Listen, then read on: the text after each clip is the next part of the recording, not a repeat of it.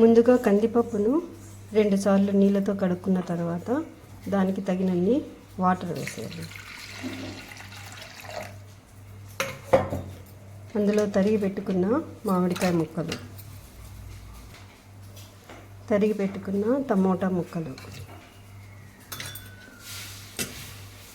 అలాగే తరిగి పెట్టుకున్న ఆనియన్, ఒక ఆనియన్, చిన్న ఆనియన్, కొద్దిగా పసుపు,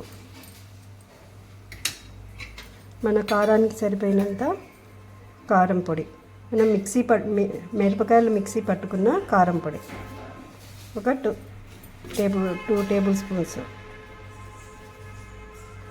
మీకు కారం ఎక్కువ కావాలంటే ఇంకొద్ది కూడా వేసుకోవచ్చు.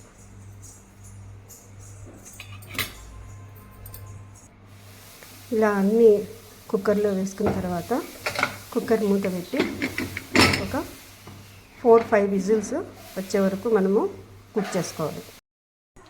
ఈ విధంగా 4 విజిల్స్ వచ్చిన తర్వాత మామిడికాయ పప్పు రెడీ అండి. ఇందులో మనము దీనికి తగినంత సాల్ట్ వేసుకొని మెత్తగా స్మాష్ చేస్తాం.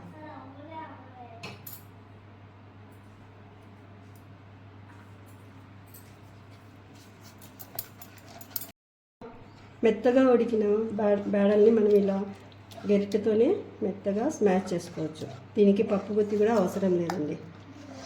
తర్వాత దీన్ని మనము తిరువాత పెట్టుకుంటే మామిడికాయ పప్పు రెడీ.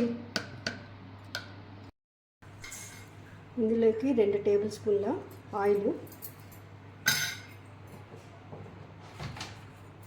ఆయిల్ వేడెక్కాక కొద్దిగా ఆవాలు,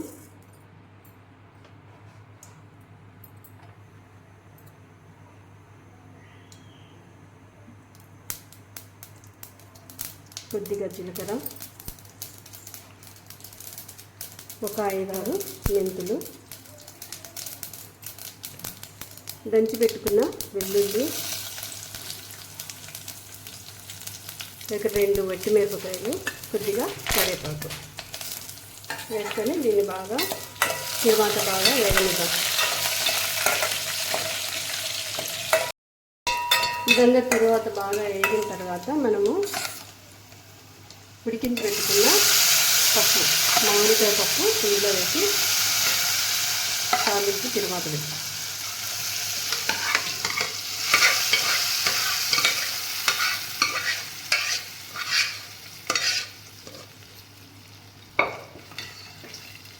అంతే అండి, ఎంతో రుచిగా ఉండే మామిడికాయ పప్పు రెడీ. మీరు కూడా చేసుకొని టేస్ట్ ఎలా వచ్చిందో చెప్పండి. Thank you for watching.